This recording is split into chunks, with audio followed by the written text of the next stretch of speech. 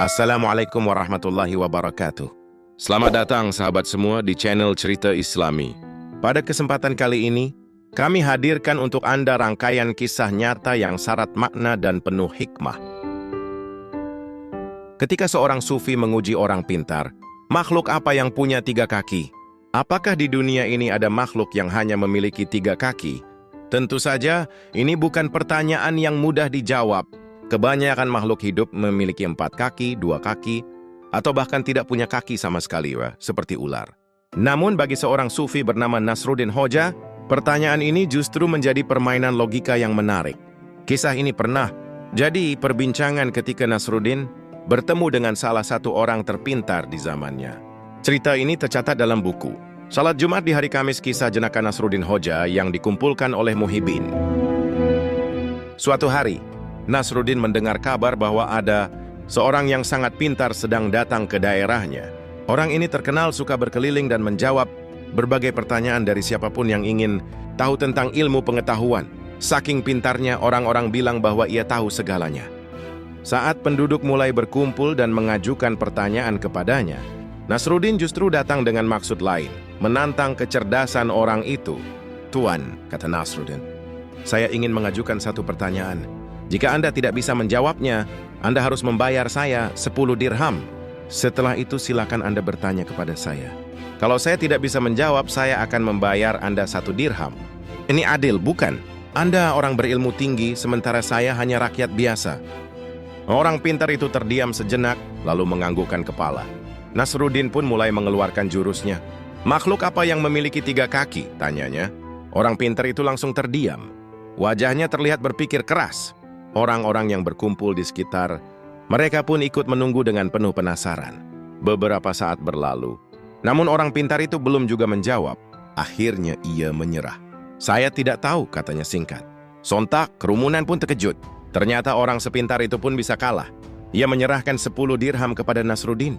Kini giliran orang pintar itu yang bertanya, "Wahai Nasruddin, sekarang giliranku. Sebenarnya makhluk apa yang memiliki 3 kaki?" Nasruddin tersenyum dan menjawab santai, "Saya juga tidak tahu." Lalu ia mengeluarkan 1 dirham dari kantongnya dan memberikannya kepada orang itu. Uangnya masih sisa 9 dirham. Orang pintar itu pun tertawa terbahak-bahak.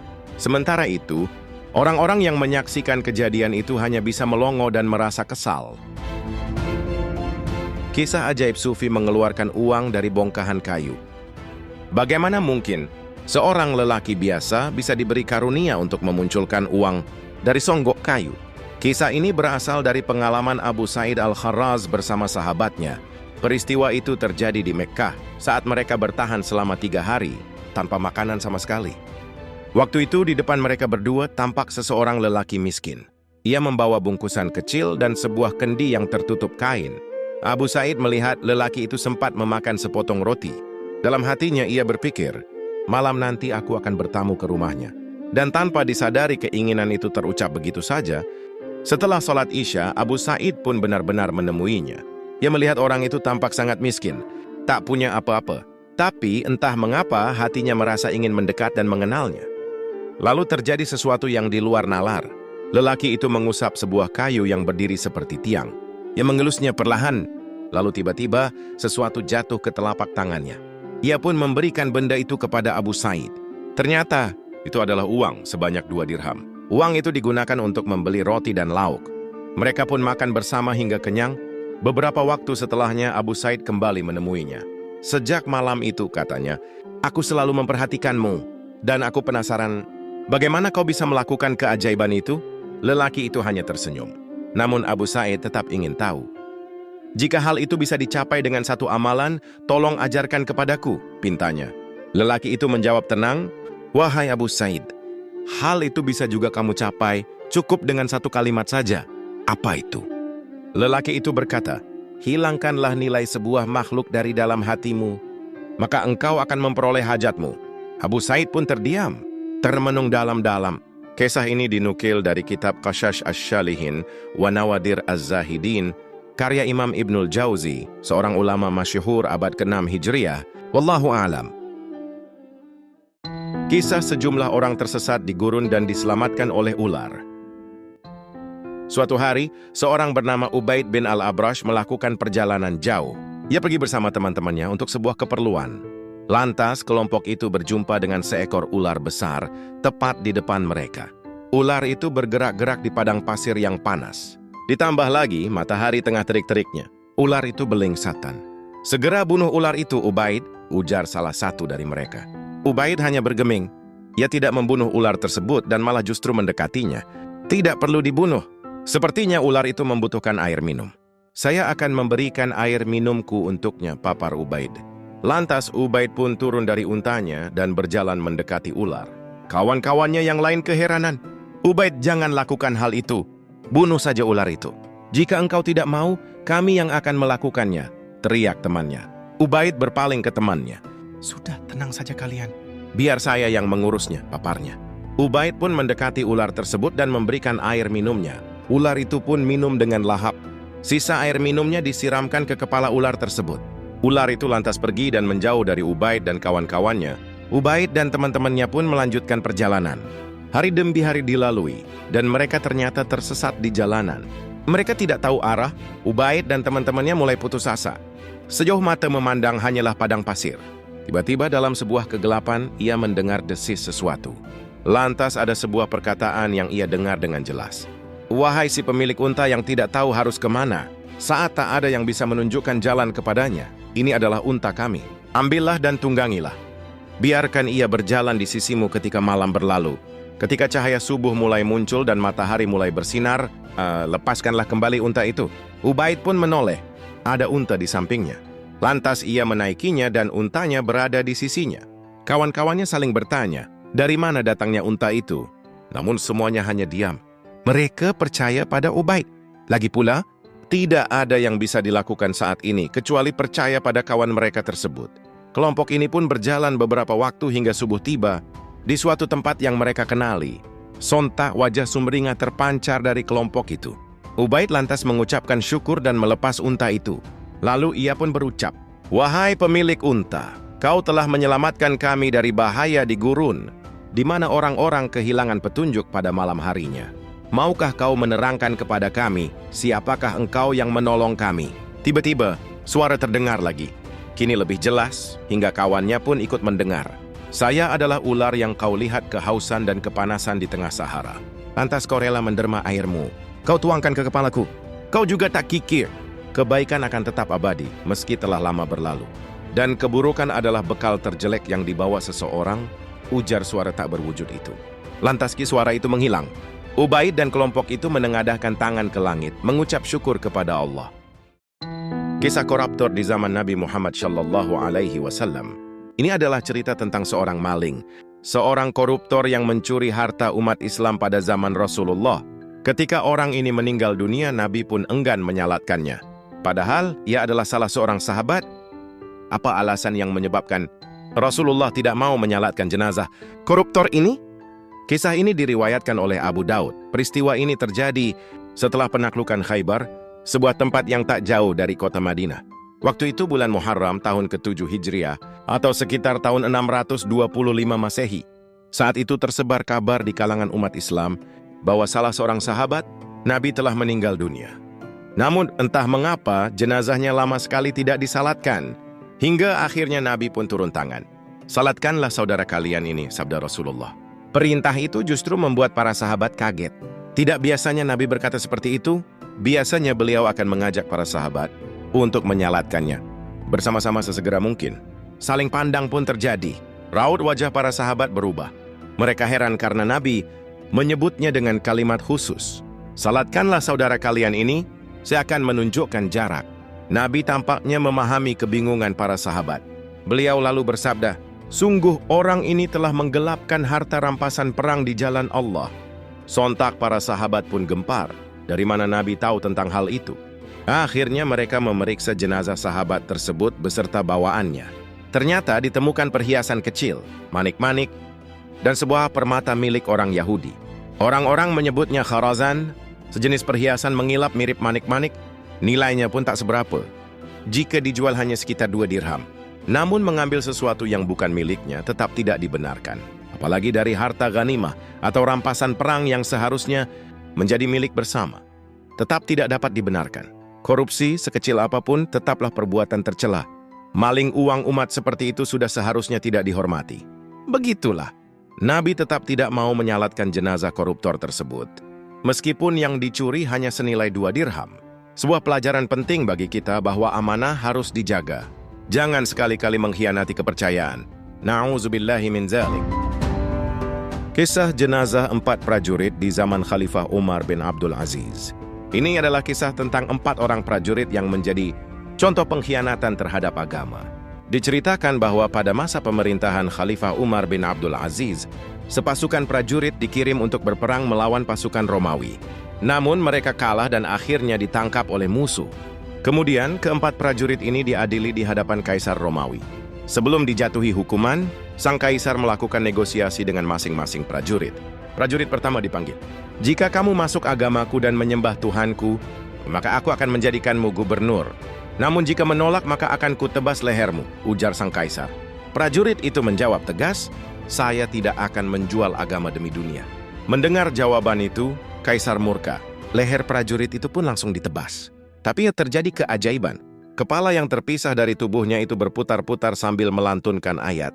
"Wahai jiwa yang tentram, kembalilah kepada Tuhanmu dengan hati yang rida dan diridai. Maka masuklah ke dalam golongan hamba-hambaku, dan masuklah ke dalam surgaku." Melihat peristiwa itu, kaisar makin geram. Ia lalu memanggil prajurit kedua dan memberikan tawaran yang sama.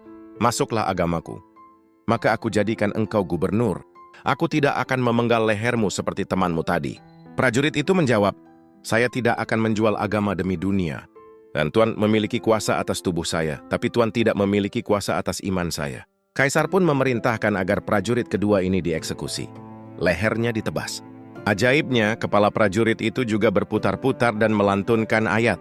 Maka dia pun berada dalam kehidupan yang penuh keridaan, di surga yang tinggi dengan buah-buahan yang menggantung rendah. Quran Surah Al-Haqqah ayat 21-23. Kepala itu lalu berhenti dan terletak di sisi kepala prajurit pertama. Amarah kaisar semakin memuncak. Ia kemudian memanggil prajurit ketiga. "Bagaimana denganmu? Apakah engkau bersedia masuk ke dalam agamaku dan menjadi gubernur?" Prajurit itu menjawab, "Baiklah, saya bersedia masuk agama Tuan." Kaisar tertawa puas. Ia berkata kepada menterinya, "Berikan dia lencana, pangkat, dan jubah kebesaran. Naikkan pangkatnya." Sang menteri memberi saran, "Wahai Paduka, sebaiknya kita uji dulu kejujurannya. Katakan padanya bahwa jika benar-benar masuk agama kita, maka bunuhlah salah seorang temannya sendiri." Kaisar setuju. Ia menyampaikan perintah itu kepada prajurit yang telah berkhianat. Celakanya prajurit itu menuruti perintah tersebut. Ia membunuh salah satu temannya dengan pedang. Kaisar kembali memerintahkan agar menterinya memberikan jabatan tinggi, tapi sang menteri menolak. "Paduka, ini tidak masuk akal.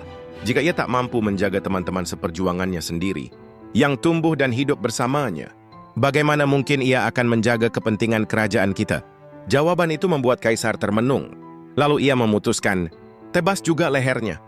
Seperti teman-temannya yang lain, kepalanya pun terlepas. Ia sempat berputar 3 kali sambil melantunkan ayat. "Apakah engkau hendak menyelamatkan orang yang telah pasti mendapat azab?" Namun berbeda dari yang lain, kepala itu berhenti di pojok lapangan, tidak bergabung dengan kepala para sahabatnya. Wallahu a'lam bisyawab. Kisah Imran bin Husain, sahabat yang mendapat salam dari malaikat. Ia masuk Islam pada tahun ke-7 Hijriah, bersamaan dengan masuk Islamnya sahabat Abu Hurairah saat Perang Khaybar. Imran bin Husain termasuk salah seorang pembesar sahabat yang turut memperjuangkan Islam di Madinah. Ia juga dikenal sebagai sahabat yang sangat sabar. Dalam kitab Syarh Iqna, yakni Tuhfah Al-Habib ala Syarh Al-Khatib, diceritakan bahwa kesabaran yang dimiliki oleh Imran bin Husain mengundang decak kagum para malaikat.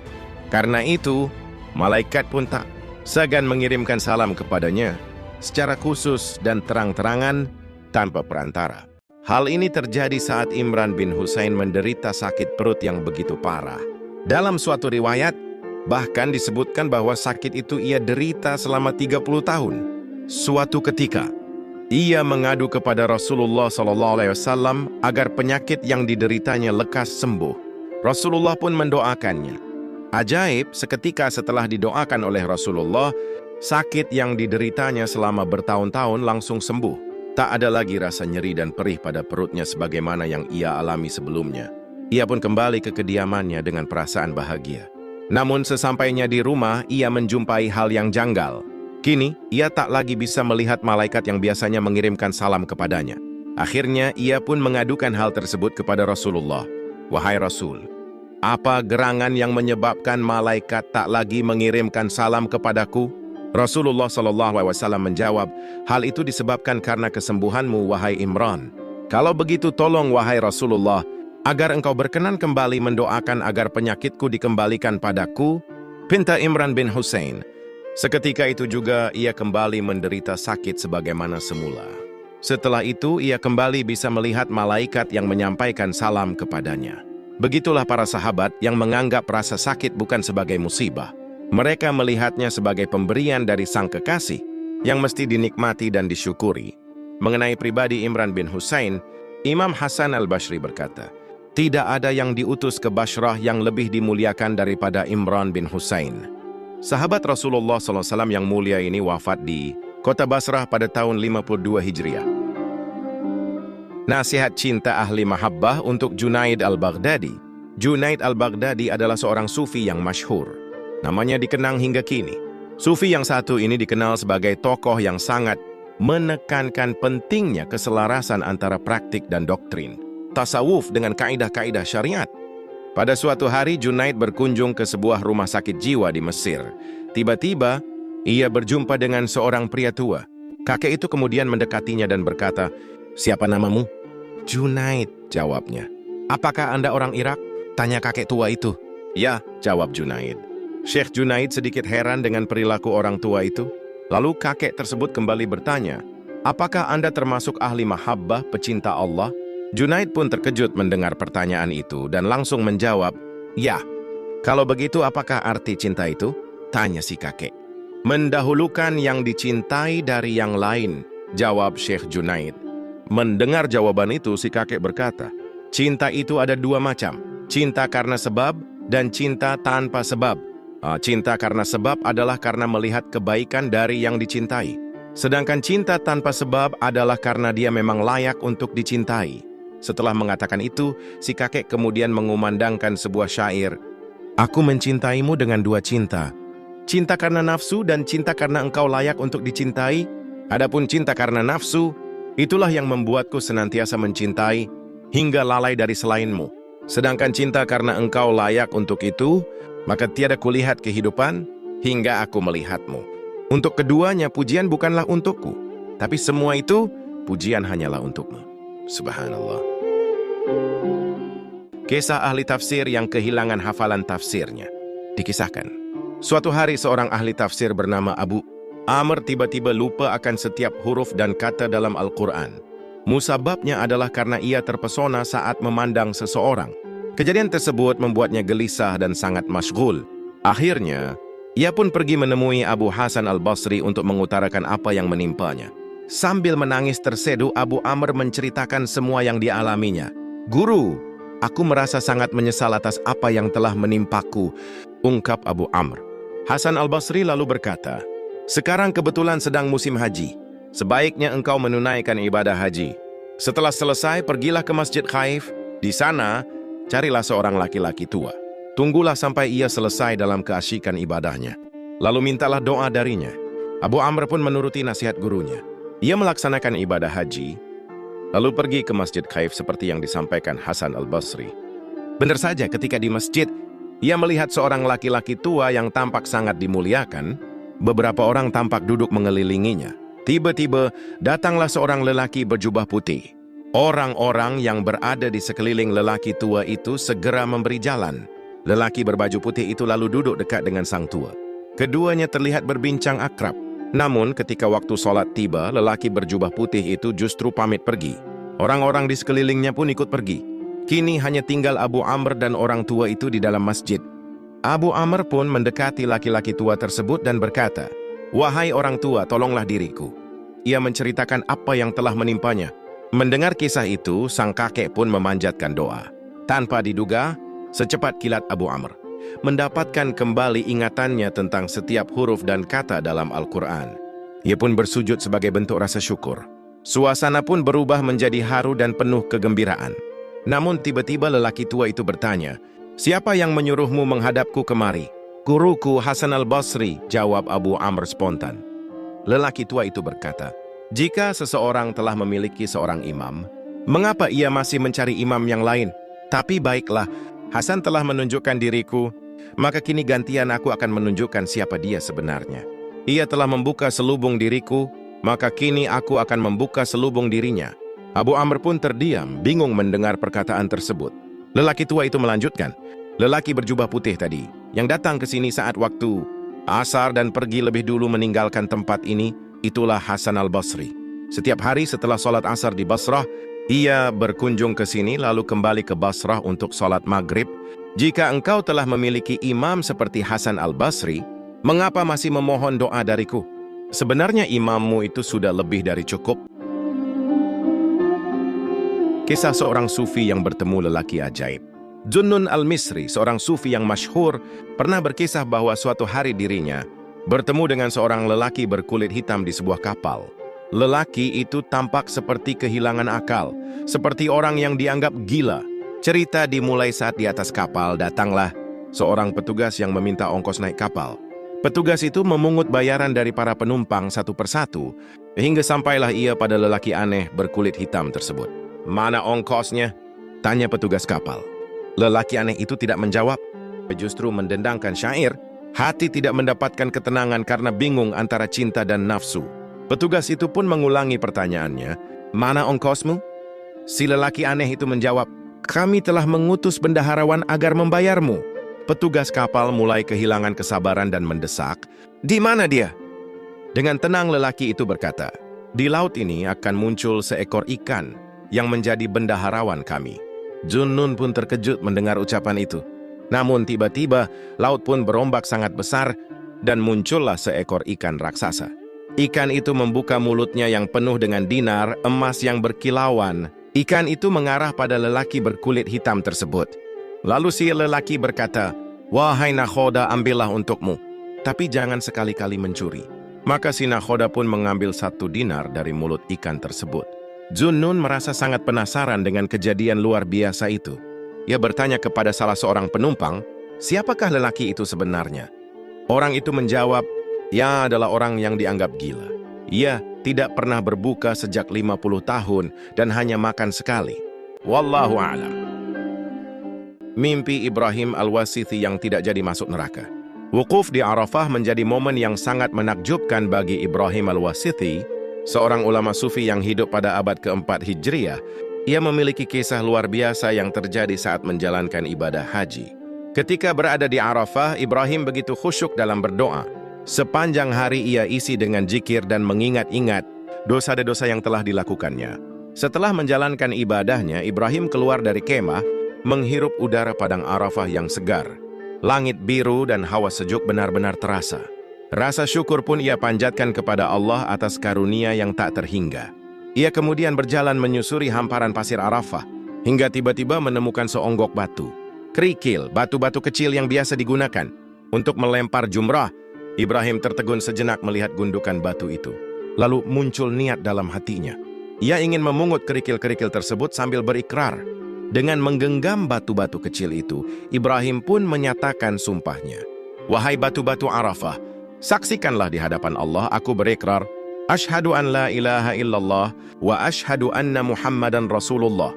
Setelah itu, Ibrahim melanjutkan prosesi haji bersama rombongannya, meninggalkan Arafah menuju Muzdalifah. Ketika mabit di Mina, Al-Wasithi pun tertidur. Dalam tidurnya, ia bermimpi tentang hari kiamat. Lautan manusia berjajar menunggu hisab. Suasananya seperti padang Arafah, penuh sesak. Manusia berkumpul menanti giliran. Satu persatu manusia dihisab, hingga tibalah giliran Ibrahim Al-Wasithi. Hasil hisab membuatnya ketakutan, karena ia dijatuhi keputusan untuk dimasukkan ke dalam neraka. Air matanya mengalir deras. Ia memohon ampunan kepada Allah. Ia kemudian digiring ke pintu neraka. Namun, ketika hendak dimasukkan, tiba-tiba sebuah batu menghalangi pintu neraka. Malaikat mencoba menggeser batu itu, tetapi tak mampu memindahkannya. Lalu Ibrahim digiring ke pintu neraka kedua. Hal yang sama pun terjadi. Batu kembali menutupinya. Hingga akhirnya kejadian itu terus berulang sampai ke pintu neraka yang ketujuh. Setiap kali malaikat hendak memasukkannya ke dalam neraka, kerikil-kerikil itu bersuara dan berkata, "Ya Allah, kami adalah kerikil-kerikil dari Arafah. Kami menyaksikan bahwa orang ini telah berikrar dan bersaksi bahwa tiada Tuhan selain Allah, dan Muhammad adalah utusan Allah." Karena kesaksian para kerikil itu, Allah pun menganugerahkan ampunan kepada Ibrahim Al-Wasithi dan memasukkannya ke dalam surganya. Kisah indah Ibnu Hajar dan seorang Yahudi. Ibnu Hajar Al-Asqalani rahimahullah, seorang ulama besar sekaligus hakim agung di Mesir pada zamannya, dikenal sebagai sosok yang sangat dihormati. Setiap kali berangkat ke tempat tugasnya, beliau menaiki kereta yang ditarik oleh kuda atau keledai, diiringi arak-arakan pengawalan yang megah. Suatu hari, ketika Ibnu Hajar melewati jalanan kota dengan arak-arakannya, seorang Yahudi penjual minyak berdiri memperhatikannya. Pakaian si Yahudi itu kumal, tubuhnya dilumuri minyak, seperti kebanyakan pedagang minyak di pasar saat itu. Si Yahudi lalu memberanikan diri menghadang kereta sang hakim dan berkata, "Wahai hakim, aku ingin bertanya. Nabi kalian bersabda, dunia adalah penjara bagi orang mukmin dan surga bagi orang kafir." Hadis riwayat Muslim. Tapi lihatlah dirimu seorang muslim yang hidup dengan segala kemewahan dan kenyamanan. Sedangkan aku seorang kafir hidup dalam penderitaan dan kemiskinan. Di manakah letak makna hadis itu? Ibnu Hajar pun tersenyum lembut dan menjawab, "Benar, aku hidup nyaman di dunia. Tapi jika dibandingkan dengan kenikmatan surga, semua ini hanyalah penjara bagiku. Sedangkan engkau meski hidup susah sekarang, jika dibandingkan dengan dahsyatnya siksa neraka keadaanmu di dunia ini bagaikan surga." Mendengar penjelasan itu, si Yahudi terdiam.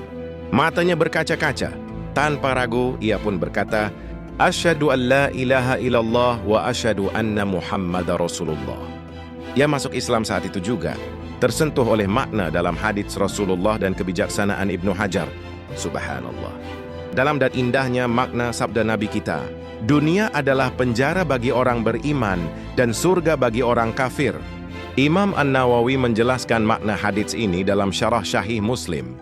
Orang beriman dipenjara dari syahwat, dunia yang haram dan dibebani dengan ketaatan yang berat. Namun saat meninggal, ia akan menuju surga yang penuh kenikmatan. Sedangkan orang kafir, meski menikmati dunia, itu hanya sementara. Setelah mati, ia akan menemui siksa yang abadi. Semoga kita diberi kesabaran, keistiqamahan, dan ridha terhadap takdir Allah. Dan semoga Allah memasukkan kita ke dalam surganya yang luas, tanpa hisab dan tanpa azab. Kisah Abu Hurairah, dari lapar yang menyiksa hingga kehidupan yang mulia. Nama Abu Hurairah tentu tak asing bagi kaum muslimin. Ia adalah salah satu sahabat Nabi Muhammad SAW yang paling banyak meriwayatkan hadis. Sosoknya dikenal sebagai pribadi yang sangat tekun dalam menuntut ilmu dan memperbanyak ibadah. Namun tak banyak yang tahu bahwa di balik kemuliaan itu tersimpan kisah perjuangan hidup yang luar biasa. Pada suatu hari, Abu Hurairah terlihat sedang membersihkan hidungnya dengan sapu tangan yang bersih dan wangi. Ia terdiam sejenak, lalu tersenyum pahit mengingat masa lalunya yang sangat berat. Dulu, Abu Hurairah pernah terbaring lemah di antara mimbar dan rumah Rasulullah karena menahan lapar yang sangat menyiksa. Tubuhnya sering jatuh pingsan tanpa sebab yang jelas. Orang-orang bahkan menyangka ia terkena penyakit ayan, padahal sebenarnya ia hanya tidak makan selama beberapa hari. Itulah masa-masa awal dakwah Islam, ketika kehidupan sangat sulit dan penuh ujian. Tapi Abu Hurairah tidak pernah mengeluh. Ia tetap tegar dan terus mendampingi Rasulullah. Meski perutnya kosong, hatinya selalu penuh dengan cinta kepada ilmu dan semangat untuk mendengarkan sabda Nabi.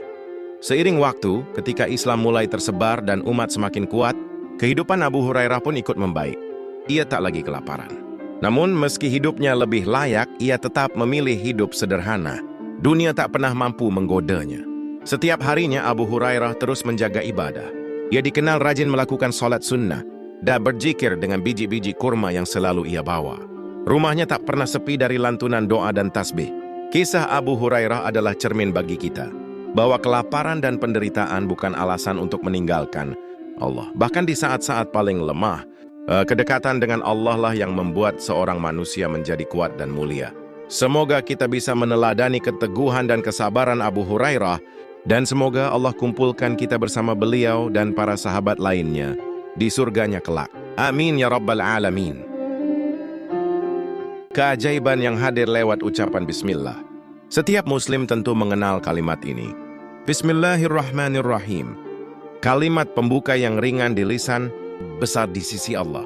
Kita mengucapkannya saat makan, minum, bahkan saat memulai pekerjaan. Tapi, tahukah kamu bahwa kalimat ini bisa menjadi jalan turunnya keajaiban? Di suatu desa hiduplah sepasang suami istri. Sang istri adalah wanita yang lembut dan taat. Setiap aktivitasnya diawali dengan ucapan bismillah. Saat memasak, membuka pintu, menyalakan lampu, bahkan saat meletakkan sesuatu, selalu bismillah. Namun berbeda dengan sang suami. Ia jauh dari agama, malas beribadah, bahkan sering mencemooh istrinya. Bismillah lagi, bismillah terus. Emangnya bisa bikin hidupmu berubah? Katanya sambil tertawa sinis.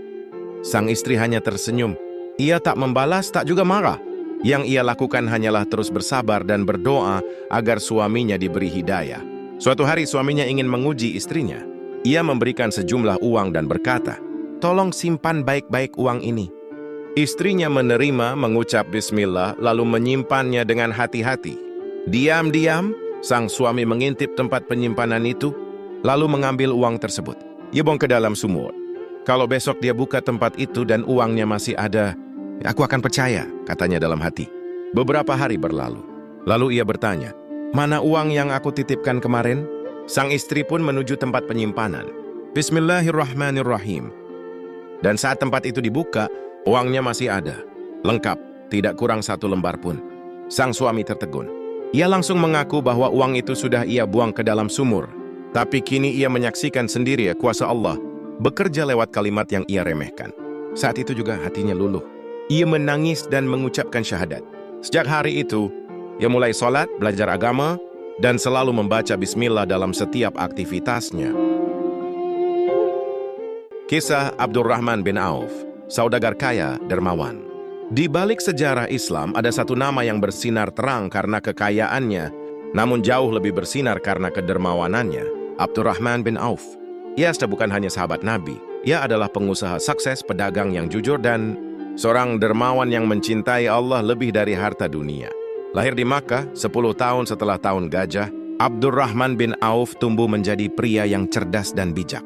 Nama aslinya adalah Abdurrahman bin Auf bin Abdul Manaf bin Abdul Harits dari suku Quraisy. Ia masuk Islam melalui dakwah Abu Bakar As-Siddiq. Ketika hijrah ke Madinah, ia datang tanpa harta, tanpa rumah. Namun dengan semangat kerja keras dan kejujuran, ia bangkit dari nol. Ia pernah berkata, "Tunjukkan padaku di mana pasar." Lalu ia mulai berdagang dengan prinsip, tidak menipu, tidak mengambil yang haram, bahkan yang syubhat pun dijauhi. Hingga dalam waktu singkat, ia kembali menjadi saudagar kaya. Tapi yang luar biasa bukan kekayaannya, melainkan bagaimana ia menggunakannya. Bayangkan, 1/3 hartanya dipinjamkan kepada masyarakat, 1/3 untuk membayar utang-utang orang lain, dan 1/3 dibagikan kepada fakir miskin di Madinah. Penduduk Madinah berkata, "Kami semua berserikat dengan Abdurrahman bin Auf." Rasulullah SAW pernah bertanya, "Wahai Abdurrahman, kenapa engkau infakkan seluruh hartamu? Apa yang kau tinggalkan untuk keluargamu?" Dan jawabannya membuat langit menangis haru. "Aku tinggalkan untuk mereka Allah dan Rasulnya, wahai Rasulullah." Setelah Rasul wafat, ia menjaga Ummahatul Mukminin, istri-istri Nabi seperti ibunya sendiri. Ia membelikan tanah dan membaginya kepada keluarga Bani Zuhrah serta para istri Nabi. Ketika Aisyah radhiyallahu anha mendapat bagiannya, ia bertanya, "Siapa yang memberikannya?" "Abdurrahman bin Auf," jawab petugas. Lalu Aisyah berkata, "Rasulullah pernah bersabda, tidak ada yang akan berbuat baik pada kalian setelahku, kecuali orang-orang yang sabar." Abdurrahman bin Auf bersedekah tak hanya ketika berlebih, tapi justru semakin banyak ia dapat, semakin banyak pula yang ia lepaskan. Ia bukan hamba harta, tapi harta yang menjadi hambanya. Ia mengajarkan pada kita bahwa kekayaan yang paling sejati adalah yang kita berikan di jalan Allah. Karena sedekah tidak pernah mengurangi harta, justru menambah keberkahan yang tidak ternilai. Semoga Allah Subhanahu wa Ta'ala membangkitkan kita bersama orang-orang yang dermawan sepertinya. Wallahu a'lam. Kisah Nusaybah binti Ka'ab, singa betina dari perang Uhud. Namanya Nusaybah binti Ka'ab, seorang wanita, namun hatinya lebih berani dari 1000 prajurit. Tercatat sebagai salah satu sahabat wanita paling pemberani dalam sejarah Islam. Di perang Uhud, saat banyak prajurit gentar dan melarikan diri, ia justru maju ke medan laga. Namun ketika musuh menyerbu dan Rasulullah SAW dalam bahaya, Nusaybah tidak tinggal diam. Ia melihat Rasulullah dikepung. Tak ada waktu untuk berpikir panjang. Ia meraih pedang, mengikat pinggangnya dengan kain, dan maju membela Rasulullah tanpa ragu. Musuh datang silih berganti. Tubuhnya terluka, darah mengalir. Namun langkahnya tak mundur. 12 luka di tubuhnya. 1 luka besar mengoyak lehernya. Tapi tak satu pun keluhan keluar dari lisannya. Rasulullah SAW melihat perjuangannya. Beliau berkata, "Wahai Abdullah, balutlah luka ibumu. Ya Allah, jadikanlah Nusaybah dan anaknya sebagai sahabatku di surga." Doa itu adalah kehormatan abadi. Dan Nusaybah tersenyum. Lalu kembali bertempur. Ia, suaminya dan 2 anaknya berdiri di sisi Rasulullah saat yang lain mundur. Ketika Rasulullah melihat Nusaybah tanpa pelindung, beliau meminta seorang lelaki yang bersembunyi untuk menyerahkan perisainya kepada Nusaybah. Dan ia pun bertempur dengan perisai di satu tangan, pedang di tangan lainnya. Ketika musuh menyerangnya, Nusaybah memukul kaki kuda lawan hingga prajurit itu jatuh. Rasulullah berseru, "Wahai putra Ummu Umarah, bantulah ibumu." Anaknya datang bertarung bersama sang ibu. Nusaybah bukan hanya petarung. Ia adalah pelindung, ia adalah ibu. Itu adalah pejuang sejati. Setelah Rasulullah wafat, badai fitnah datang. Musailamah Al-Kadzab mengaku nabi dan memerangi kaum muslimin. Nusaybah yang sudah tua kembali meminta izin untuk ikut jihad. Putranya Habib bin Zaid ditangkap dan disiksa dengan kejam oleh Musailamah. Tubuhnya dipotong-potong hidup-hidup, namun mulutnya tetap mengucap, "Aku bersaksi bahwa Muhammad adalah Rasulullah." Ia syahid sebagai pahlawan. Di perang Yamamah, Nusaybah turun lagi ke medan perang bersama anaknya yang lain, Abdullah. Dan dalam pertempuran itu Musailamah sang pendusta tewas. Beberapa tahun setelah itu Nusaybah wafat. Namun kisahnya abadi. Ia mengajarkan bahwa keberanian bukan tentang kekuatan, tapi tentang iman yang tak tergoyahkan. Tentang cinta kepada Rasulullah SAW yang lebih besar dari rasa takut dan nyawa. Semoga Allah meridai Nusaybah binti Ka'ab, singa betina dari medan Uhud, dan bidadari surga. Wallahu a'lam. Pergi ke pasar membeli roti, jangan lupa membawa bekal. Semoga kisah ini memberi arti, menjadi pelajaran yang sangat kekal. Demikian kisah kita kali ini. Semoga membawa hikmah dan inspirasi. Jangan lupa like, share, dan subscribe, agar tak ketinggalan kisah penuh makna di lain hari. Wassalamualaikum warahmatullahi wabarakatuh.